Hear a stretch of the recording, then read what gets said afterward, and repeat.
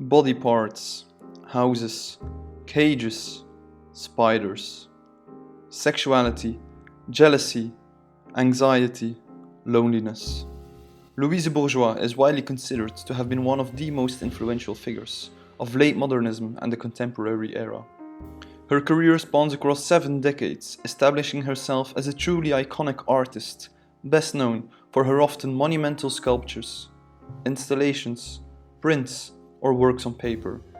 Many things can be said about the creative process of Louise Bourgeois, but most importantly, it is marked by an introspective reality, rooted in her cathartic revisitations of early childhood trauma.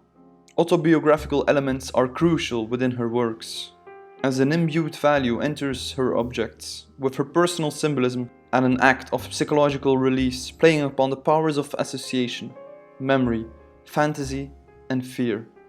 Welcome to The Story of Louise Bourgeois.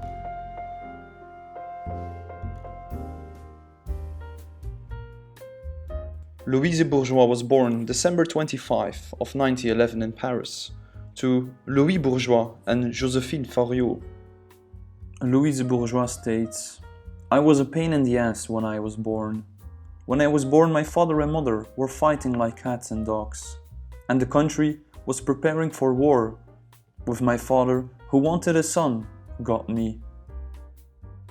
The family, including Bourgeois' older sister Henriette, lived on Boulevard Saint-Germain, where Louis and Joséphine continued the Fauriot family antique business by opening a tapestry gallery.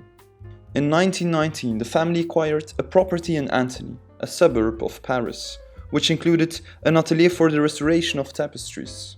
It was also around this time that Bourgeois' mother, Joséphine, contracted the Spanish flu, from which she never fully recovered. Bourgeois' education was frequently interrupted to help care for her mother. As a result, in 1922, the British au pair Sadie Gordon Richmond entered the Bourgeois family to teach the children English. Living with them for almost a decade, Sadie would also become the mistress of Louise's father. This entangled situation and the effects of her father's behavior would later find expression in her art. So you see this? This is a little penis. Now, this whole story was addressed to me at the dinner table in front of everybody, right? And my father, who directed his stupid humor towards me, would say, "Oh, this little figure is so pretty. I think she's my daughter. I thought she was my daughter, but obviously she's not my daughter because my daughter has nothing there." So I would blush. I would die on the spot in front of everybody. Bourgeois' childhood memories, her involvement in the family tapestry business, and the caregiving she provided to her mother, along with pervasive feelings of abandonment, would become important themes in her work later on. For instance, the following comment illustrates how her background as a daughter of a tapestry business and the grudge she holds towards her father for betraying her mother would intertwine within her artistic practice. "The spiral is important to me. It is a twist. As a child, after washing the tapestries in the river, I would turn and twist and wring them with 3 others or more to wring the water out. Later, I would dream of getting rid of my father's mistress. I would do it in my dreams by wringing her neck. The spiral. I love the spiral. It represents control and freedom." Bourgeois' mother died in September 1932. In November of that year, after receiving her laureate in philosophy from the prestigious Lycée Fénelon in Paris, Bourgeois entered the Sorbonne to study mathematics. However, profoundly depressed by her mother's death, she soon turned to art.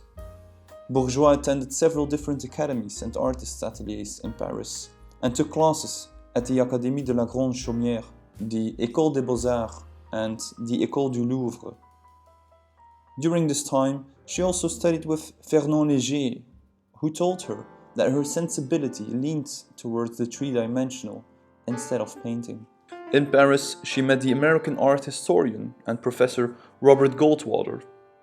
They married and moved to the United States in 1938, where they would have 3 sons.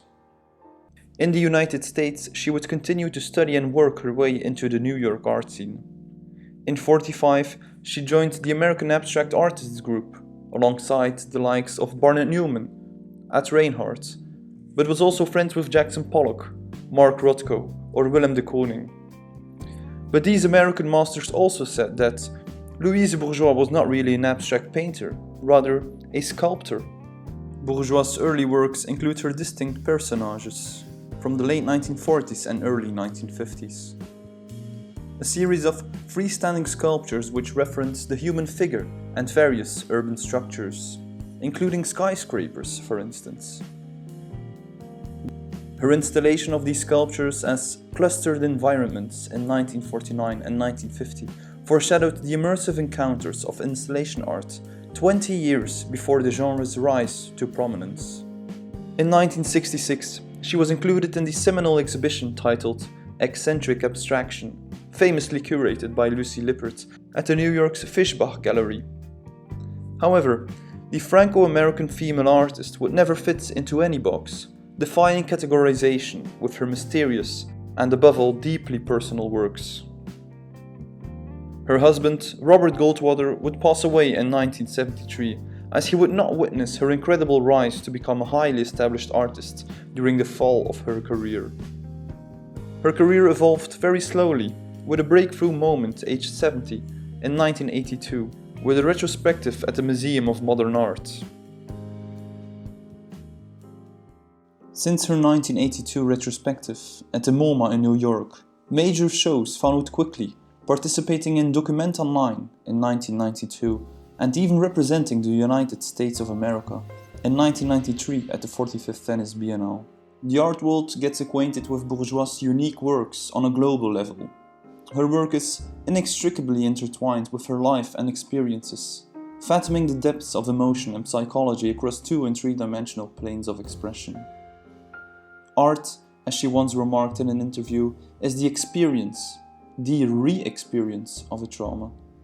Arising from distinct and highly individualized processes of conceptualization, Bourgeois' multiplicity of forms and materials enact a perpetual play, at once embedding and conjuring emotions, only to dispel and disperse their psychological grasp. Employing motifs, dramatic colors, dense skeins of thread, and vast variety of media, Bourgeois' distinctive symbolic code enmeshes the complexities of the human experience and individual introspection. Rather than pursuing formalist concerns for their own sake, Bourgeois endeavored to find the most appropriate means of expressing her ideas and emotions, combining a wide range of materials, variously fabric, plaster, latex, marble, and bronze, with an endless repertoire of found objects. Although her oeuvre traverses the realms of painting, drawing, printmaking, and performance, Bourgeois remains best known for her works in sculpture. Her most compelling body of works are her sculptures and installations, which she produced after her major solo retrospective at the Museum of Modern Art. Up until then, she had not revealed anything about her private life. But as soon as she did, it provided a story of intrigue, one that offered insights into an inciting reading of her own work. Right? And then somebody comes and says, "What do you mean? What is it?" You see, this is exasperating, because if they do not react, if they do not have an emotional reaction to the thing, then I fail. It means it is not up to me to explain my work. That's not my role. At this point, it was then that the previously respected but little-known artist suddenly became a shooting star, perhaps even more remarkably, at the age of 71 years old. During the last 2 decades of her life, Bourgeois created artworks using, reusing, and converting all sorts of objects, different types of architectural features, and her personal belongings. During this time, she devoted much of her energy to create a series of haunting, room-like spaces. Bourgeois called these installations cells, a term that invites associations with imprisonment and monastic contemplation, as well as with the most basic element of the human body, the biological cell of a living organism. The first cell she constructed in 1989 was a mixture of salvaged building materials such as old doors, windows, wire mesh, and glass, combined with made and found objects. By the mid-1990s, Bourgeois began to add textiles to her cells, including old garments, primarily her own and those of her mother, which she had saved for many years. The cells are described as her most autobiographical works. Each object that Bourgeois has collected and displayed references her childhood and her parents' work. A model of the house in Choisy-le-Roi, south of Paris, where the artist spent her childhood, or a spider in a corner that alludes to the figure of her mother. Personal items of clothing hung from bone-shaped coat hangers, and a pinkish form on the top of a miniature staircase that appears to be crossed by needles. The objects Bourgeois uses relating to sewing and mending were a central item in her cells. In these cells, Bourgeois communicates aspects of her life, creating a space with a lot of emotion where she is trying to confront and transmute her own history. Bourgeois states, "Each cell deals with a fear.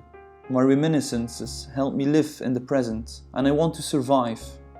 I am a prisoner of my emotions. You have to tell your story, and you have to forget your story. You forget and forgive.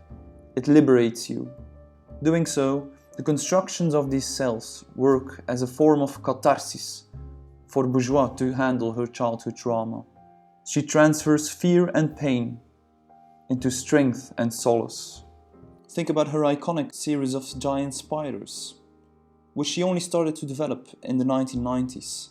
Louise Bourgeois states, "The spider is an ode to my mother. She was my best friend. Like a spider, my mother was a weaver. My family was in the business of tapestry restoration, and my mother was in charge of the workshop.